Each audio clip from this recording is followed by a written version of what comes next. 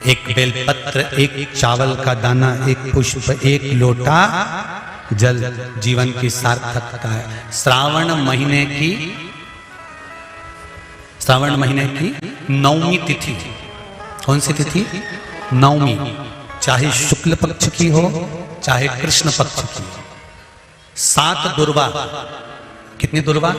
7 दुर्वा अशोक सुंदरी वाली जगह पर चढ़ाकर, शंकर भगवान के ऊपर चढ़ाकर, गणेश जी के चरणार बिंदु को लगाकर उसको लेकर आना है। हाटकेश्वर महादेव का स्मरण करो। कौन से महादेव? हाटकेश्वर महादेव। उसको लेकर आइए। उदर में, पेट में रोग हो, बीमारी हो, बहुत ज्यादा तकलीफ हो रही हो, शरीर के अंतर्गत एसिडिटी रहती हो या पेट के अंतर्गत कोई ना कोई बीमारी बनी ही रहती हो, उसको भादों के महीने में, कौन से महीने में?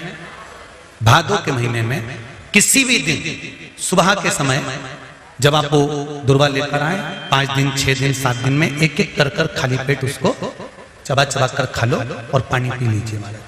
करना पड़ेगा श्रावण महीने में, खाना पड़ेगी भादों में। चतुर्मास में चारों महीनों का बड़ा बड़ा महत्व है। कभी आपको एक स्मरण रहा हो कि जिस नारी के, स्त्री के रजोधर्म से जुड़ी हुई या पुरुष वर्ग में भी कहीं ना कहीं किसी ना किसी रूप में इस उदर से लेकर एड़ी तक के बीच में जो भी तकलीफ होती हैं उससे जुड़ी हुए के लिए भी सावन के महीने में एक प्रयोग आता है। उसको कर लेने से संपूर्ण जीवन समय में ये नाभि कोश से लेकर एड़ी तक के बीच में कभी तकलीफ हो ही नहीं सकती। और वो जल शंकर भगवान को शूलपाणेश्वर महादेव के नाम से चढ़ाया था। कौन से महादेव के नाम से? शूलपाणेश्वर महादेव। शूलपाणेश्वर, उसका भी स्थान है कि वो जल कहां चढ़ता है। तो पहले तो नवमी तिथि का दुर्वा प्रयोग भगवान शंकर को समर्पित करते हुए, अशोक सुंदरी वाली जगह पर समर्पित करते हुए श्री गणेश जी महाराज को कहकर, आपको याद होगा जिस समय पर श्री गणेश जी महाराज कुबेर जी महाराज के घर में भोजन करने गए थे, सारा अन्न भगवान गणेश जी पा गए थे, तब शंकर भगवान ने दुर्वा भेजी थी। ये दुर्वा जब गणेश जी को भेजी गई थी तो वो औषधि के लिए भेजी गई थी कि गणेश जी ने ज्यादा पा लिया है तो शरीर में रोग ना हो जाए, पेट में कोई रोग ना हो जाए। तब शिव जी ने भेजी थी अशोक सुंदरी के माध्यम से। इस दुर्वा का प्रभाव रोग मुक्ति के लिए किया गया। रोग शुक्ल पक्ष की नवमी तिथि, पीला चंदन घिसकर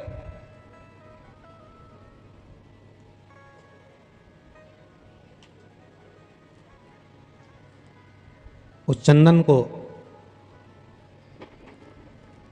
एक सुंदर पीपल का कोमल पत्ता, कोमल पत्ता मतलब एकदम, एक तो पीपल का होता है कड़ला पत्ता, एकदम कड़क हो जाता है, और एकदम होता है कोमल पत्ता।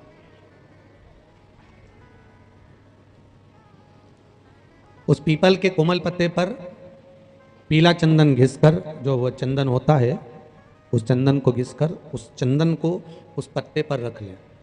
और महाराज उस पत्ते को मध्याह्न के समय पर, जैसे जब सुबह के समय पर सारी पूजन हो जाए, अर्चना हो जाए, भगवान शिव के मंदिरों में जल समर्पित हो जाए, उसके बाद में जब बाबा एकदम आनंद में विराजे हों, तब जहाँ शिवलिंग रखा होता है,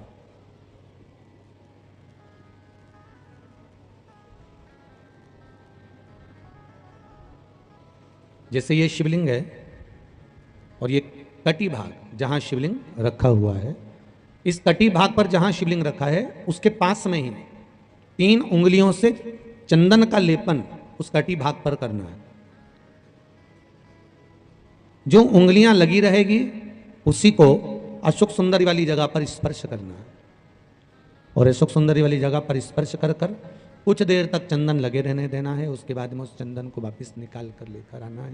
कटी भाग पर जो लगाया गया है उसको भी निकाल कर वापस लेकर आना है। फिर बाबा का स्नान नहीं कराना है, केवल चंदन लेकर आना है, उसी पीपल के पत्ते पर रखकर। एक डिब्बी में उस चंदन को आप रख लीजिए। कुछ दिन जिसकी नेत्र ज्योति कमजोर है, चश्मा लग रहा हो, श्रवण शक्ति कमजोर हो, सुनाई कम दे रहा हो, उसके कंठ से इस ठोड़ी तक उस चंदन का तिलक लगाना प्रारंभ कर दीजिए और नेत्रों के नीचे थोड़ा सा वो चंदन लगाना प्रारंभ कर दीजिए। लगभग 20 से 22 दिन तक आप उसका प्रयोग करिए और एक रुद्राक्ष का जल शिव को समर्पित कर कर उस जल का आचमन करना प्रारंभ कर लीजिए। लगभग 22 दिन लगेंगे। धीरे धीरे फिर जाकर डॉक्टर को जांच करा लेना, नेत्र की ज्योति बढ़ना प्रारंभ हो गई है। पर विश्वास के साथ में, भरोसे के साथ में, क्योंकि सबसे मूल अगर कुछ है तो विश्वास मूल है। मानो तो मैं गंगा मां हूं और ना मानो तो बहता पानी। अगर आपका विश्वास प्रबल होगा, भरोसा अगर प्रबल होगा, विश्वास अगर प्रबल होगा तो भगवान मिलेगा, और अगर विश्वास नहीं है तो परमात्मा नहीं मिलेगा।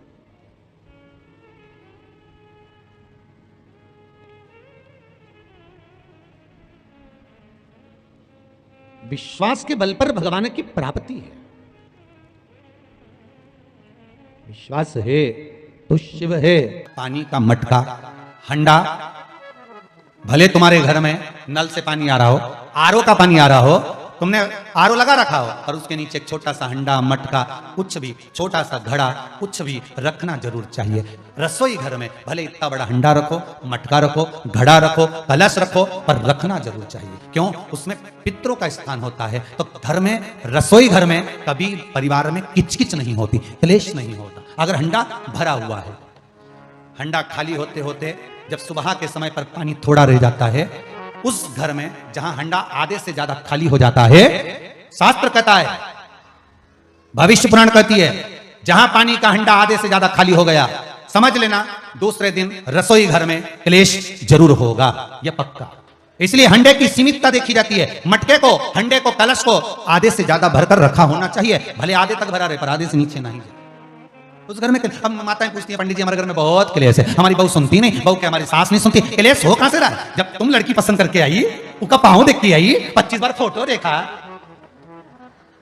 अपनी रकम तोड़वा तोड़वा के बहू को सोने की रकम चढ़वा दी, खुद ने अच्छी साड़ी नहीं पहनी, 10-10 हजार का सूट चढ़ा दिया, चुन्नी बेस, डब्बा दिया तैयार होने का, चप्पल दी नाप की, चूड़ी का नाप मंगवाया, इतना प्रेम, और घर पे आके जगदम्बा हो गई।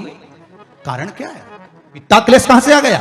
जब तुमने पसंद करी, तुमने देखी, लड़की वालों ने यहां देखा, लड़के वालों ने वहां देखा, जब एक दूसरे को देख के सपात हुई है, संबंध हुआ, रात भर बात चली, फिर क्या हो गया? यहाँ तो रोज फोन लगाती थी, मम्मी ये वाली साड़ी तैयार कर लो। हाँ बेटा कर ले, ऐसी बात सास और बहू में चले। चूड़ी का नाम भेज दीजिए, चोली का नाम भेज देना, और मैंने डब्बा तैयार कर लिया, मैंने वीडियो कॉल में दिखाया, देख ले, यही है। चप्पल भी लिए, ये भी लिया, चोटी भी ली, गजरा भी लिया, दुनिया का सामान लिया, शादी करी, इन्हें 2-3 लाख रुपए तो गार्डन में खर्च कर दिए, ने लोगों के खूब चटाया, 2-3 लाख रुपए खाने में खर्च कर दिए, गिफ्ट भी दिया मेहमानों को। जब इतना खर्च करा, इतनी जोरदार बातचीत थी, फिर आखिर 1-2 साल में ऐसा क्या हो जाए कि ये जगदम्बा ने ये कात्यायनी हो जाए? कारण क्या? वो कारण तो ढूंढो। अरे बोलो तो सही है कि नहीं है? कारण तो ढूंढो कि कारण क्या है ऐसा, कि क्या कारण हो गया? अब दोष देने की माँ ने सिखा दिया होगा, और वो दोष दे, तुम तो अपनी माँ के ही हो, हमारी तो सुनो ही नहीं। अब वो इधर दोष, वो उधर दोष दे, ये दोष देने से कुछ नहीं हो, अपने कर्मों का दोष देखो। जरूर झांक कर देखना कि सवेरे सवेरे कहीं हंडा खाली तो नहीं मिल रहा है, पूरा नीचे तक तो नहीं चले गया, आधे से नीचे तो नहीं हो गया। मतलब घर में दूसरे दिन क्लेश तो होना ही है, भले कटोरी के चक्कर में, पानी के चक्कर में, रसोई घर के चक्कर में, रोटी के चक्कर में, चाहे दिन भर में कभी भी होगा, पर 24 घंटे में क्लेश होगा, वो पक्का। थोड़ा भरा, क्यों भरकर रखा जाता है मटका? क्यों भरकर रखते हैं हंडा? क्यों कहा जाता है कि जिस समय वास्तु पूजन होता है, पितरों के लिए पूजन करी जाती है, तो हंडा भरा जाता है, नया कोरा मटका, नया हंडा वास्तु पूजन में भरा जाता है। क्यों? और जब पंडित जी सिर पे मंगवाते हैं, नारी भर कर लाती है, गृह प्रवेश होता है, भरा हुआ मटका, खाली नहीं, भरा। और जब भरवाते तो इतना भरवाते कि उसका पानी उंडेलना चाहिए, वास्तु पूजन का नियम है। जिस समय मटके को भरकर लेके आते हैं घर के अंदर, कलश भरकर लेके आते हैं, वास्तु प्रवेश करते हैं, गृह प्रवेश करते हैं, तो मटका इतना भरा जाता है, उसका पानी बाहर ढुलना चाहिए। और जब लेकर आए तो झलकता हुआ पानी होना चाहिए। नारियल रखे, आम का पत्ता रखे तो पानी गिरता रहे। पर माताएं तो अपने फैशन में नहीं, डेंटिंग पेंटिंग कराए तो पानी गिरा तो वही नाराज हो जाए। बेचारा पंडित जी की हालत खराब कि तुमने इतना पानी क्यों भरा, कम नहीं भर सकता था हमारा पूरा। ये तो परंतु शास्त्र रीति क्या कर रही है, भविष्य पुराण क्या कर रही है, हमारी शास्त्र क्या कर रहे हैं कि पानी भरा हुआ जब चलता है, झलकता झलकता चले, घर में जब प्रवेश करे तो भगवान से यही प्रार्थना रहती है कि लक्ष्मी ऐसी झलकती रहे, इतनी कृपा कर। पर लोग पंडित जी भी कह दिया अच्छे कपड़े पहनी बेचारी ने, पिन मिन लगाई हो, बढ़िया जोरदार पल्लू वल्लू लिए, तो अब डब्बा मब्बा भर के तैयार कर पेंटिंग पेंटिंग कर, बाद जब पानी गिरे तो कहीं तो बेचारा पंडित जी भी थोड़ा खाली करो पंडित जी खाली करो, अब खाली करा, इतना भर दिया, अब वो मैंने आम का पत्ता नारियल सब धर दिया, और ना वो झलके ना कुछ झलके, क्योंकि इसका अहंकार इतना झलके तो कलश की खाक झलके। ये तो गृह प्रवेश कर रही तो अपने आप को ऐसी समझ रही कि हमारा बराबर कोई नहीं बनाया ऐसी, और ऊपर से फोटो खींच रहा है। अब इसका अहंकार इतना झलके तो कलश के खाक झलके। अब जो झलकना वो तो झलका ही नहीं, झुमका झलका, और कहा मतलब का झलका है, झलके सो। इतना सुंदर कहा है, हम पूरे छत्तीसगढ़ वालों से नहीं पूरे देशवासियों से कहना चाहते हैं, हे छत्तीसगढ़ वालों, थोड़ा सा लालच देखकर, थोड़ा सा धन देखकर धर्म मत छोड़ना। दूध नहीं दे गाय तो गाय को रोड पर मत छोड़ना, और इच्छा अगर भगवान भोलेनाथ पूरी करने में देरी लगा दें तो भी एक लोटा जल मत छोड़ना। कोई कितना लालच दे, कोई कितना धन दिखाए, कोई कितनी भी संपदा दिखाए, तो भी अपना सनातन धर्म मत छोड़ना। अपना सनातन धर्म छोड़कर हमें कहीं नहीं जाना। इससे सुंदर कोई धर्म नहीं होगा जहां एक लोटा जल सारी समस्या का हल। बोल बम का नारा है, श्री शिवाय। इससे सुंदर धर्म क्या होगा? एक लोटा जल चढ़ाया, 3 बार ताली बजाई, काम हो गए। और शिव पुराण तो यहाँ तक कहती है, भगवान शंकर की कथा तो यहाँ तक कहती है कि बाबा की कथा में हमारे पास में कई लोग कहते हैं बाबा जी हमारे पास डमरू नहीं है, हम डमरू बजा सकते हैं। कोई ने कहा बाबा जी हमारे पास ये नहीं है, हम ये ला सकते हैं। यहाँ तक शिव पुराण कहती है, शंकर भगवान को प्रसन्न करने के लिए स्वयं देवताओं ने भी जो प्रयास करा, हाथ के डमरू नहीं, सामान के डमरू नहीं, अपने गाल के डमरू का नाद, गाल के डमरू का नाद किया। इसलिए आज भी बंगाल में, आज भी साउथ में, आज भी दक्षिण में गाल के डमरू बजाए जाते हैं। आपने देखा होगा कोई ऐसे दीवान को उड़ करता हुआ, कोई ऐसे करता हुआ। जब देवी की पूजन करते हैं, देवता की पूजन करते हैं, तो कई लोग डमरू का नाद करते हैं। इसको गल डमरू करते हैं। नहीं हमारे पास कुछ है। अरे तेरा ही दिया मेरे खाया पिया है, तेरा शुक्रिया, तेरा शुक्रिया है, भोले बाबा ने बहुत दे दिया है, तेरा शुक्रिया है, तेरा शुक्रिया। थोड़ा सा लालच देखकर धर्म मत छोड़ना। गाय दूध देना बंद कर दे तो रोड पर मत छोड़ना। और अगर मेरा भोले बाबा थोड़ी देने में देरी कर दे तो भी एक लोटा जल चढ़ाना मत छोड़ना। तो छोड़ना नहीं, लगन, पीछा पकड़न, पीछा पकड़। भगवान भी सोचता होगा इतना पानी गिरा रहा हूँ, इसके बाद में भी छाता छोड़कर जा नहीं रहा है, टस से मस नहीं हो रहा, वहीं खड़ा छाता ले लेता। आप लोग तो अंदर बैठे हो, आप अंदर बैठे हो, ये 5 पंडाल में शिव भक्त बैठे हुए हैं। इसके बीच में जो जगह है, जरा देखो, ये पहले और दूसरे नंबर के पंडाल के अंदर बीच में जगह है, उस जगह में भी लोग छाता पकड़ के, दोनों ओल्टन का पानी आ रहा है, इधर का भी पानी आ रहा है, उधर का भी पानी आ रहा है, और उसके बीच में खड़े। उधर देखिए, उधर से पानी आ रहा है, उधर से पानी आ रहा है, तो भी बीच में खड़े। उधर देखो चौथे पंडाल के वहां पर भी ऐसे खड़े हुए हैं। कितनी भक्ति होगी आप। और केवल ऊपर का पानी नहीं, नीचे कीचड़ का पानी भी होगा, पानी पाँव में भी लग रहा होगा, पानी कपड़ों में भी लग रहा होगा, कीचड़ भी लग रहा होगा, पर आपकी भक्ति अभी है। और ये आप सीहोर वाले बाबा को सुनने के लिए नहीं आए, और सीहोर वाले बाबा की सामर्थ्यता भी नहीं है कि हम आपको कुछ सुना सकें। ये तो स्वयं श्रावण के महीने में जितने श्रवण करने के लिए आए हैं, ये सावन के महीने में जो श्रवण करने आए हो, सुनाने वाला भी मेरा महादेव है, और सुनने वाला भी मेरा महादेव है, और कराने वाला भी मेरा महादेव, कोई दूसरा नहीं। एक संबंध जुड़ गया, एक रिश्ता।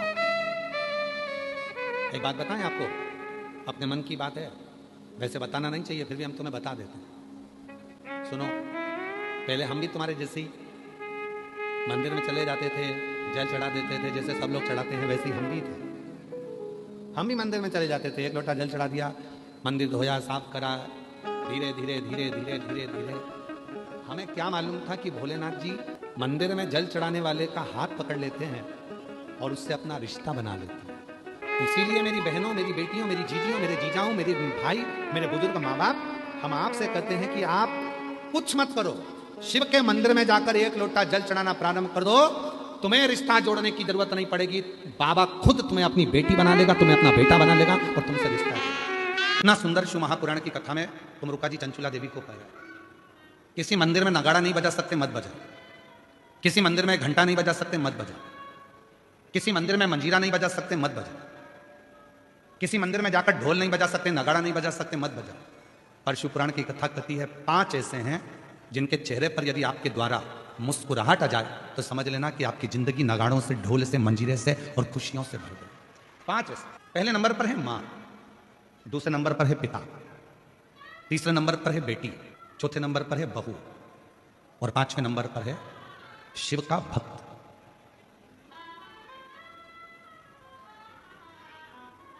ये 5 है। आप मंदिर में नगाड़ा नहीं बजा सकते, मंदिर में जाकर आप ढोल नहीं बजा सकते, मंदिर में जाके घंटी नहीं बजा सकते, मंदिर में जाके मंजीरा नहीं बजा सकते। दुनिया की यदि सारी खुशियां आपको आपकी जिंदगी में चाहिए तो इन 5 को प्रसन्न रखने का प्रयास करो। इनके चेहरे पर स्माइल होना चाहिए। तुम्हारे घर के बुजुर्ग माँ, तुम्हारे घर के बुजुर्ग पिता, तुम्हारे घर के अंदर रहने वाली बेटी, तुम्हारे घर में आने वाली बहू और तुम्हारे घर में आने वाला कोई शिव भक्त जिससे तुम मिलो, उसके चेहरे पर प्रसन्नता होना चाहिए। समझ लेना कि तुम्हारी जिंदगी की सारी तरक्की तुम्हारे सामने।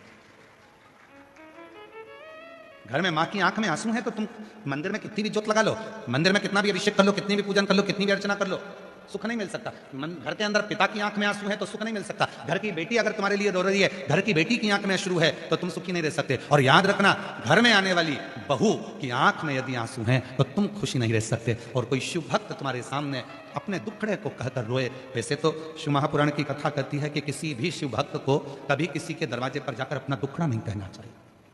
क्यों? कभी किसी शिव भक्त को अपना दुखड़ा कभी किसी के सामने जाकर नहीं कहना चाहिए। जो शंकर भगवान को 1 लोटा जल चढ़ाते हैं, जो शिव जी की आराधना करते हैं, जो शिव की साधना करते हैं, जो शंकर की भक्ति में डूबे रहते हैं, जिन्होंने शिव महापुराण की कथा पर अटूट भरोसा कर लिया, विश्वास कर लिया, दृढ़ता कर ली, जैसे आप सब लाखों की संख्या में आए हो कथा को श्रवण करने के लिए, आपके अंदर विश्वास है। मैं अगर कथा सुनूंगी, 7 दिन पंडाल में बैठकर कथा का तत्व ग्रहण करूंगी और वहां की मिट्टी को अपने हृदय से लगाऊंगी, निश्चित है 3 महीने में मेरा बाबा मेरी झोली भरेगा। यदि तुम्हारे भीतर दृढ़ता है, यदि तुम्हारे भीतर भरोसा है, यदि तुम्हारे भीतर शिव के मंत्र का, श्री शिवाय नमस्तुभ्यम का, ओम नमः शिवाय का, नमः शिवाय का, महामृत्युंजय मंत्र का, शंकर के नाम का यदि भरोसा दृढ़ है, तुम्हारे अंदर विश्वास है, तो यह मानकर चलना कि तुम्हारे को शिव की कृपा अपने आप होना प्रारंभ हो जाए।